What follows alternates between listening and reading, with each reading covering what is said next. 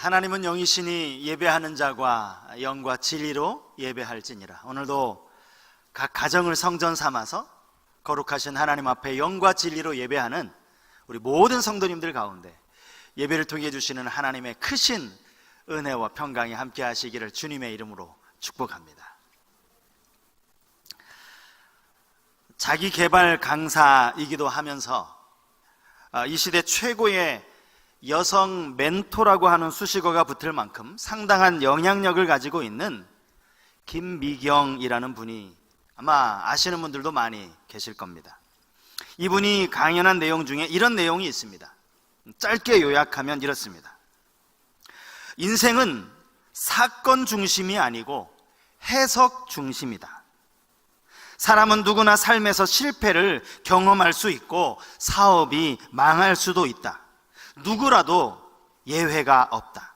그렇기 때문에 사건 자체보다 그에 대한 해석이 중요하다.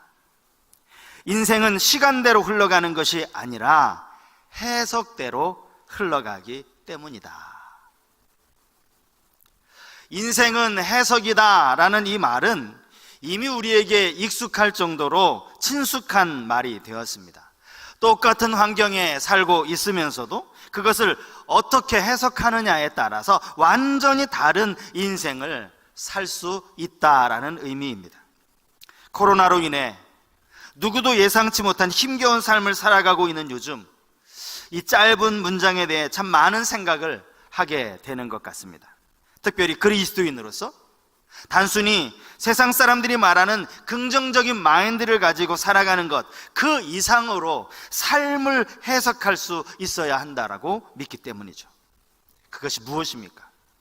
우리 개인의 삶이나 주위에서 일어나는 여러 가지 사건들을 해석하는 관점은 바로 성경의 관점, 모든 것을 섭리하시는 하나님의 관점이 되어야 한다는 것입니다.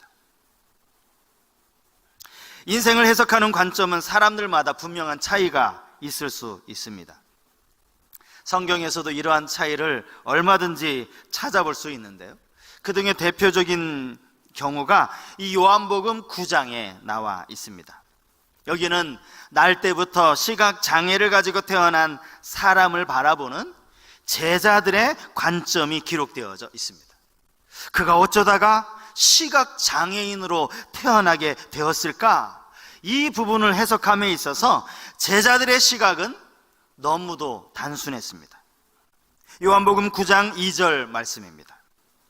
제자들이 물어 이르되 랍비여, 이 사람이 맹인으로 난 것이 누구의 죄로 인함이니이까? 자기니이까 그의 부모니이까? 이들이 기본적으로 가지고 있는 해석의 관점이 무엇입니까? 모든 장애는 죄로 인한 결과다라는 것입니다. 그 자신이 죄를 지었거나 그것이 아니라면 그 부모가 죄를 지었을 것이라는 해석이죠. 이 두 가지 말고는 다른 해석의 여지가 없습니다. 사실 이러한 해석은 저를 포함한 대부분 사람들이 갖는 아주 쉬운 삶에 대한 해석일 수 있습니다. 저희 집 둘째 아이가 태어나자마자 병원에서 선천성 심장병이라는 진단을 받았을 때 제 마음속에도 자연스럽게 이런 생각이 들었던 적이 있습니다. 내가 하나님께 무슨 죄를 지었나?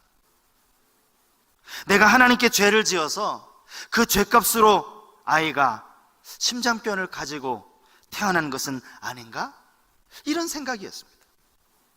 물론 이러한 생각이 잠깐, 그 생각이 너무 깊이 빠진 것은 아니지만 잠깐 동안이나마 제자들과 똑같은 그런 생각을 하게 되더라는 그런 말씀을 드리는 겁니다. 우리 중에 많은 분들이 은연중에 그러한 생각을 가질 수도 있는 일입니다. 예수님은 그러한 제자들의 생각이 잘못된 생각이라고 지적을 해주셨습니다. 그들이 가지고 있는 관점이나 해석이 틀렸다라고 가르쳐 주신 것입니다. 지난 금요일 큐티 본문을 여러분 기억하십니까? 지금 창세기 큐티 본문으로 돌아가는데요, 요셉 이야기입니다. 그는 자신이 꾼 꿈 이야기를 한 것 때문에 형들에게 미움을 받고 애굽의 노예로 팔려갑니다. 전혀 예상치 못한 뜻밖의 인생이 펼쳐지게 된 것이죠. 비록 노예로 가기는 했지만 그는 성실하게 일했습니다. 성경은 그가 형통한 자가 되었다라고 말씀을 하고 있는데요, 창세기 39장 2절과 3절 말씀입니다. 여호와께서 요셉과 함께 하심으로 그가 형통한 자가 되어 그의 주인 애굽 사람의 집에 있으니 그의 주인이 여호와께서 그와 함께 하심을 보며 또 여호와께서 그의 범사에 형통하게 하심을 보았더라.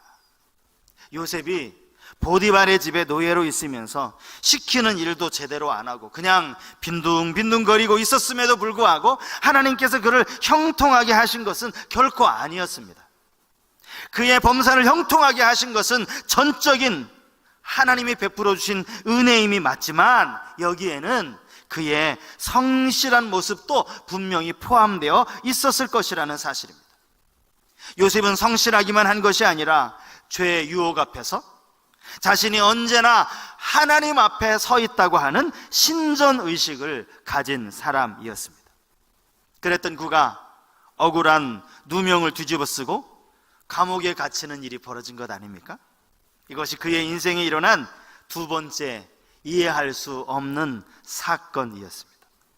너무나도 황당한 사건이었지만 이 사건을 해석하는 그의 관점은 보통 다른 사람들과 달랐다는 것을 우리는 성경을 통해 알 수 있지 않습니까?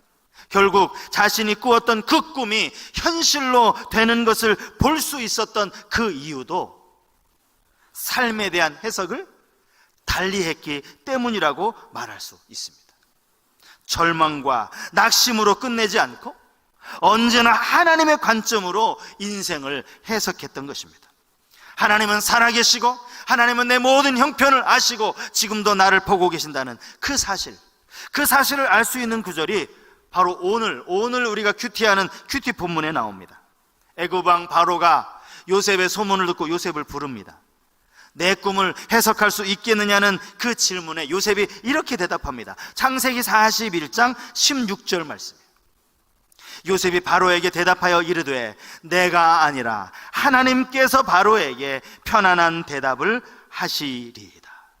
그가 여전히 하나님을 붙들고 있었다는 사실을 알 수 있는 신앙 고백이라고 할 수 있습니다. 오늘 우리가 읽은 본문도 마찬가지입니다. 이제 이스라엘 백성에게는 기나긴 40년의 광야 생활이 끝나가고 있었습니다. 지금 그들의 눈앞에 펼쳐진 땅은 그들이 그토록 간절히 바라던 가나안 땅, 젖과 꿀이 흐르는 땅이었습니다. 그때 모세가 전한 마지막 설교가 오늘 본문입니다. 이스라엘 백성들의 인생에 주어진 사건, 그들이 겪어야 했던 사건이 무엇입니까? 그것은 광야에서 보내야만 했던 이 40년의 방황이었습니다. 마실 물도 없고 먹을 양식도 구할 수 없는 끝도 없는 사막을 자그마치 40년이나 걸어야 했다라는 거죠. 그것만이 아니었습니다. 아말렉과의 전쟁 기사도 이 광야 시절에 치러야만 했습니다. 그들은 언제나 또 어디서나 덤벼들지 모르는 불뱀과 전갈의 위험 속에서 지내야만 했습니다. 성경에 보면 이스라엘 백성들이 불평하면서 이런 이야기를 하는 장면이 나오지 않습니까?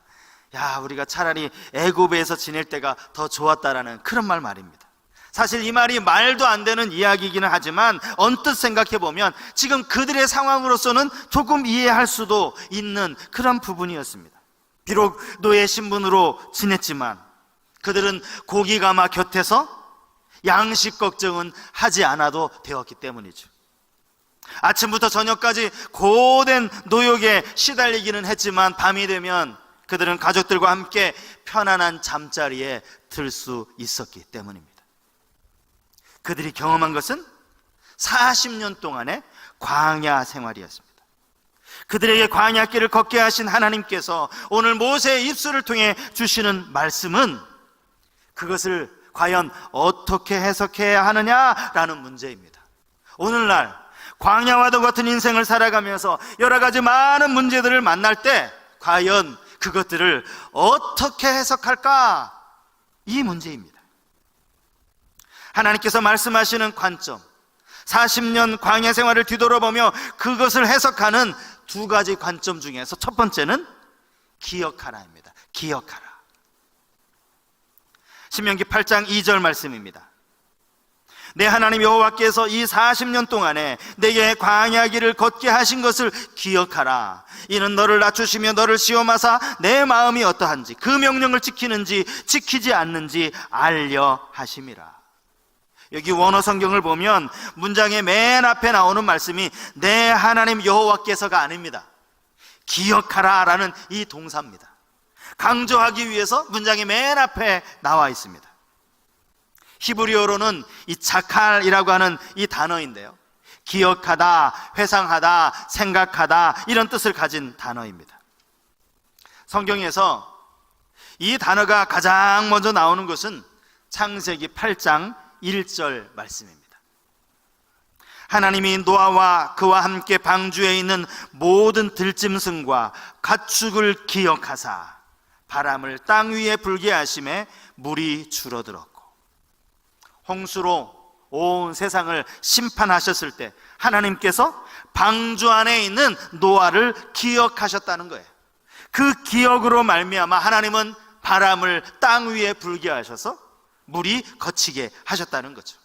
이 말씀뿐만이 아닙니다. 이 자칼이라고 하는 이 단어를 성경에서 찾아보면 주로 언약과 연결되어졌다는 것을 알 수 있습니다. 그렇기 때문에 당연히 주어가 여호와 하나님이라고 할 수 있겠죠. 여호와 하나님께서 기억하셨다는 겁니다. 그리고 그 기억하심의 결과는 긍휼과 은혜였습니다. 하나님은 노아를 기억하셔서 물이 줄어들게 하셨습니다.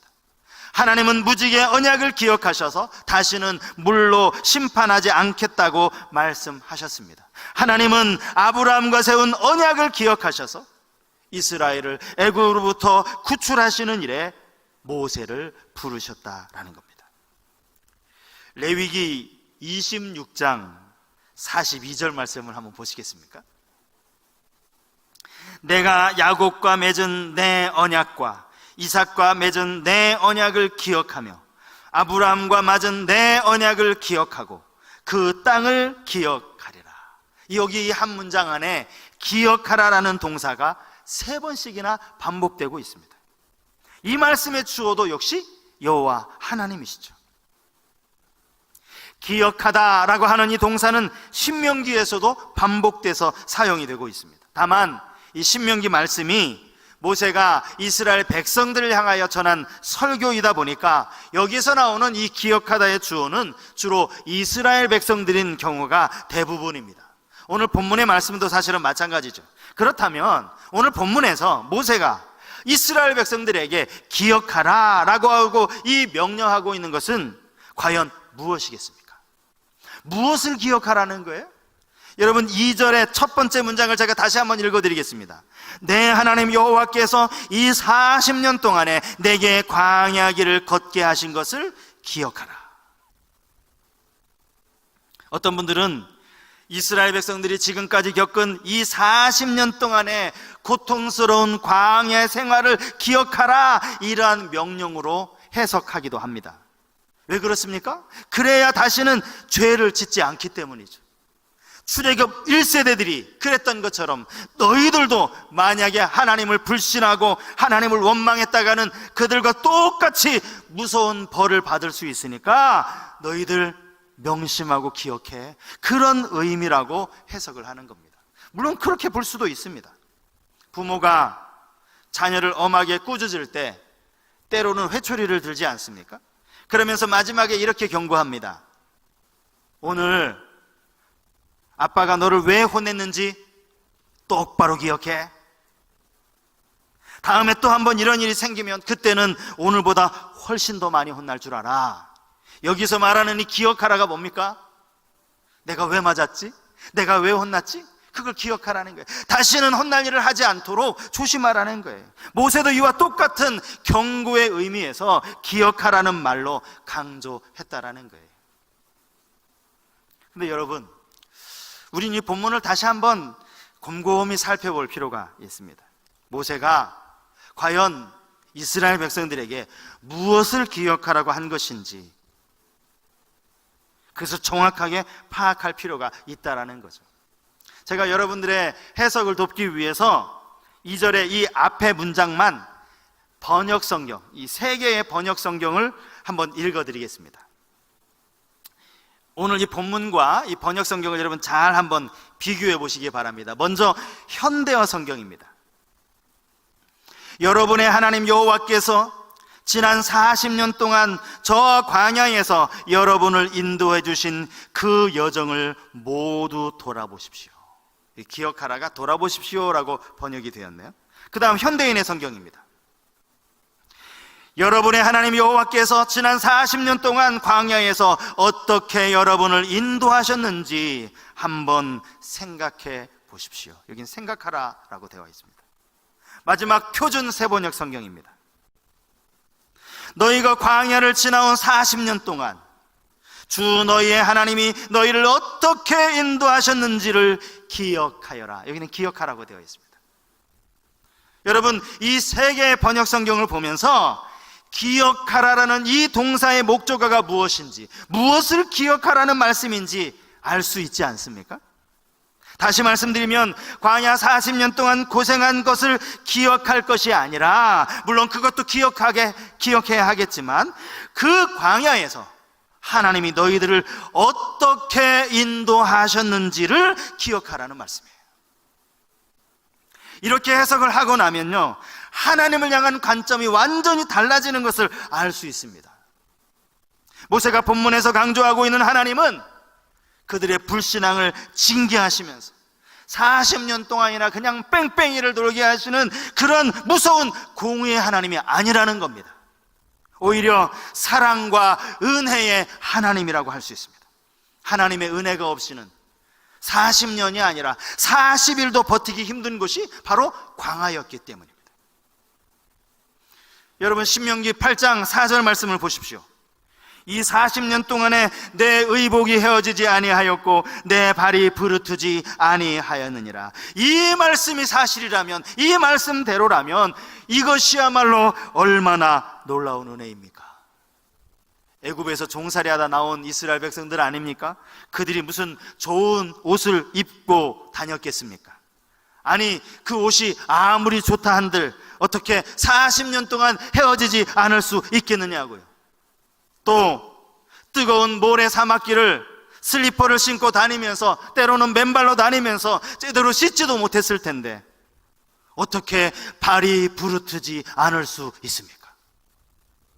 이것이 바로 하나님의 은혜라는 거예요. 광야 40년을 바라보는 모세의 해석, 이 기억하라라는 이 말씀은 고난 중에 은혜를 베푸시는 하나님을 바라보라는 그런 의미의 말씀이라는 겁니다.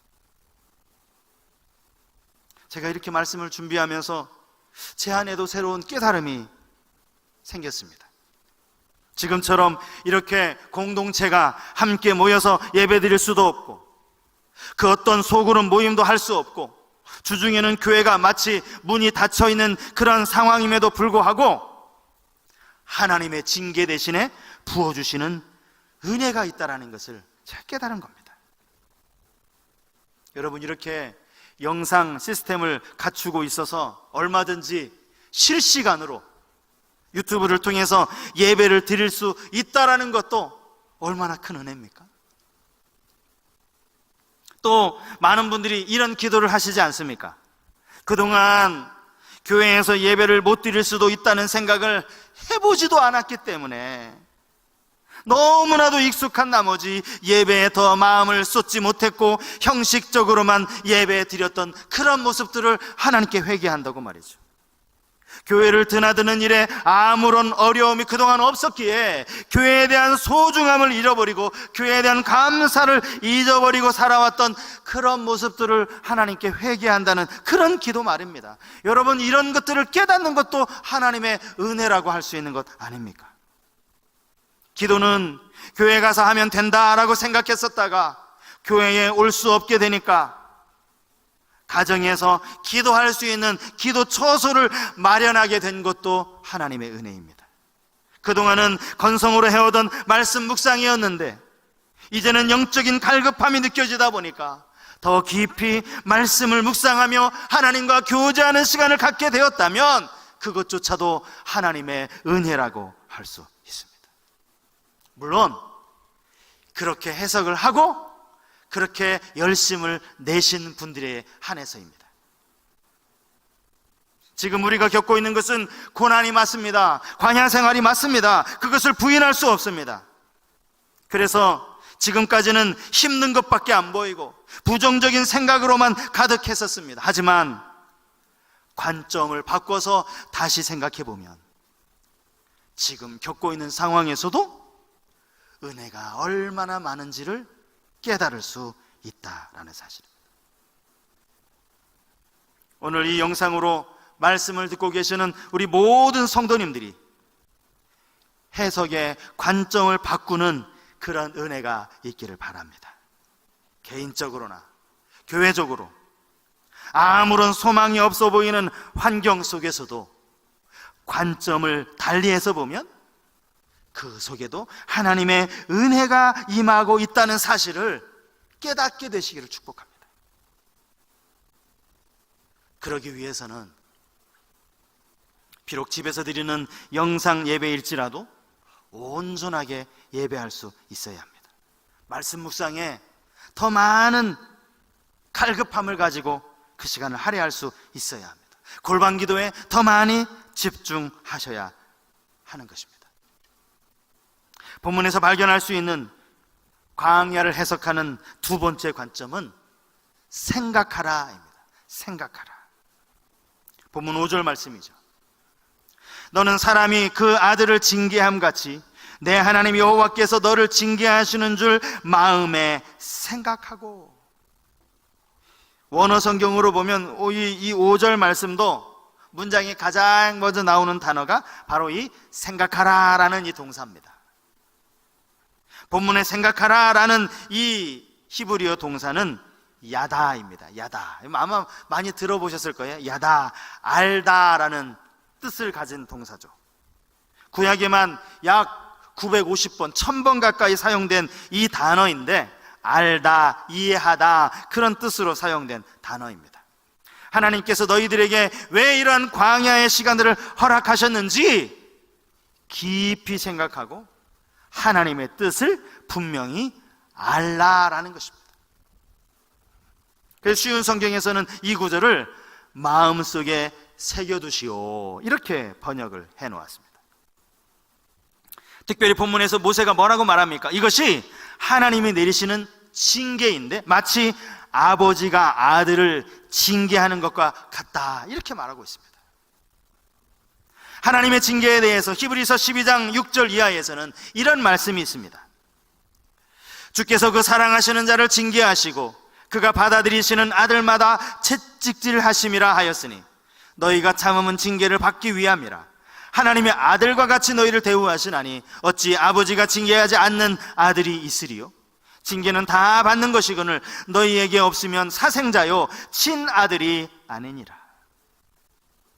여러분, 제 자식이 아니면 굳이 혼낼 필요도 없습니다.